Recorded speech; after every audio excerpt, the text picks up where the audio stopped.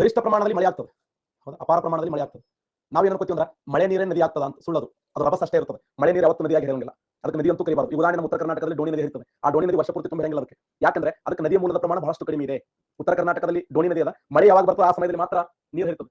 ಮಳೆಯ ಸಮಯದಲ್ಲಿ, ಮಳೆ ಹರಿಯುವಂತ ಸಮಯದಲ್ಲಿ ಮಾತ್ರ ನೀರು ಬರ್ತದೆ. ಇದು ಏನಾಗಬೇಕು ಅಂತಂದ್ರೆ ಅಪಾರ ಪ್ರಮಾಣದ ನೀರು ಬಿದ್ದು ಬಿದ್ದು ಇಂಗಬೇಕು ಭೂಮಿ ಒಳಗೆ. ಹಿಂಗೆ ಏನಾಗಬೇಕು ಅಂತ ಇಂಗುದಂದ್ರೆ ಭೂಮಿ ಒಳಗೆ ಅಂತರ್ಜಲ ಪ್ರಮಾಣ ಹೆಚ್ಚಾಗಿ ಆ ಅಂತರ್ಜಲ ಪ್ರಮಾಣ ವಾಪಸ್ ರಿವರ್ಸ್ ಹೊಡಿಬೇಕು. ರಿವರ್ಸ್ ಅಂದ್ರೆ ಅದು ಅಂತರ್ಬುಗಿಗಳನ್ನು ಕರಿತೀವಿ. ಆ ಅಂತರ್ಬುಗಿಗಳನ್ನ ಒಂದು ಕಡೆ ಹರಿದು ಕೂಡಿ ಒಂದು ದೊಡ್ಡ ಪ್ರಮಾಣದ ನದಿಯಾಗಿ ಹರಿಯುತ್ತದೆ. ಎತ್ತರ ಪರ್ವತದಲ್ಲಿ ಹುಟ್ಟಿ ಇಳಿಜಾರು ಅನುಸರಿಸಿ ಹರಿಯುವ ಸಿಹಿನೀರಿನ ದೊಡ್ಡ ಜಲಧಾರಿಯೇ ನದಿ. ಎತ್ತರ ಪರ್ವತದಲ್ಲಿ ಹುಟ್ಟಿ ಇಳಿಜಾರು ಅನುಸರಿಸಿ ಹರಿಯುವ ಸಿಹಿನೀರಿನ ದೊಡ್ಡ ಜಲಧಾರಿಯೇ ನದಿ. ಹುಟ್ಟುದು ಎತ್ತರ ಪರ್ವತದಲ್ಲಿ. ಒಂದು ಅಂತರ್ಜಲ ಇದು ಗ್ರೌಂಡ್ ವಾಟರ್ ಅಂತ ಕರಿತೀವಿ. ಗ್ರೌಂಡ್ ವಾಟರ್ ಮನೆ PSI ಟ್ರಾನ್ಸ್ಲೇಷನ್ ಗ್ರೌಂಡ್ ವಾಟರ್ ಕೇಳಿದ್ರೆ ಕೆಳಗೆ ನೀರು ಬರೋದು ಅಂತರ್ಜಲ ಅಂತ ಕರಿತೀವಿ. ಅಂತರ್ಜಲ ಅಂದ್ರೆ ಏನು? Ground water. ಆ ಗ್ರೌಂಡ್ ವಾಟರ್ ಅಂದ್ರೆ ಅಂತರ್ಜಲ. ಪಾಪ ಟ್ರಾನ್ಸ್ಲೇಷನ್ ಮಾಡ್ಬೇಕಾದ್ರೆ ಏನು ಮಾಡಿ ಅದಲ್ಲ ಇರಲಿ. ಅಂತರ್ಜಲ ಅಂದ್ರೆ ಗ್ರೌಂಡ್ ವಾಟರ್ ಅಂತ ಕರಿತೀವಿ. ಒಂದು ಗ್ರೌಂಡ್ ವಾಟರ್ ಆದ್ರೆ ಇನ್ನೊಂದು ಮೂಲ ಯಾವ್ದು ಹೇಳ್ರಿ? ಇನ್ನೊಂದು ಮೂಲ ಎಕ್ಸಲೆಂಟ್. ಹಿಮ ನೋಡಿ. ಹಿಮ ನದಿಗಳು.